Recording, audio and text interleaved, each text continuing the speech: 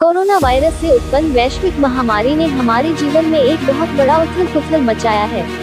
आज पूरा विश्व इस महामारी से जूझ रहा है।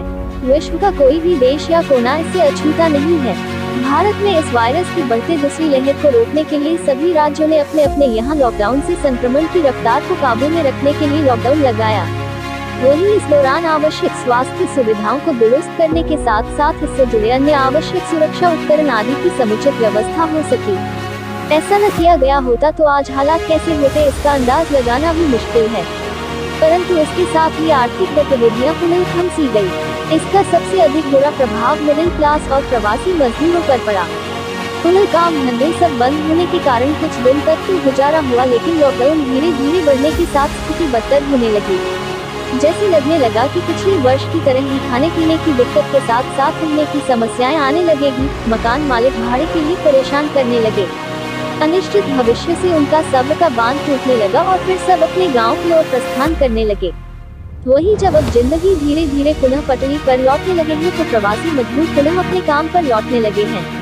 वही प्रवासी मजदूर राजकुमार चौपाल ने बताया कि हम पंजाब में जुट मिल में काम करते हैं। जब बीमारियां बढ़ाने लगी वहां पर लॉकडाउन लगा और काम धंधा बंद हो गया, तब हम घर आ गए थे। अब जब पुनः काम शुरू हुआ है और मालिक बुलाया है तो जा रहे हैं।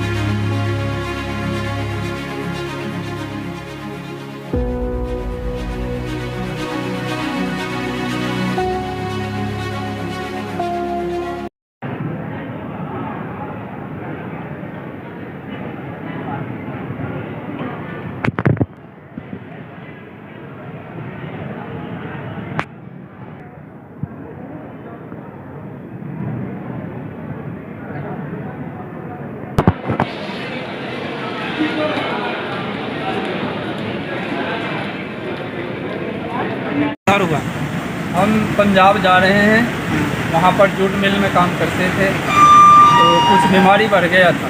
क्या बीमारी? कोरोना का। ठीक है। तो फैक्ट्री बंद हो गया, फिर हम वहाँ से चले आए। अब जो है वहाँ काम चल रहा है, तो बुलाया है, इसलिए अब हम जा रहे हैं। कहाँ घर हुआ?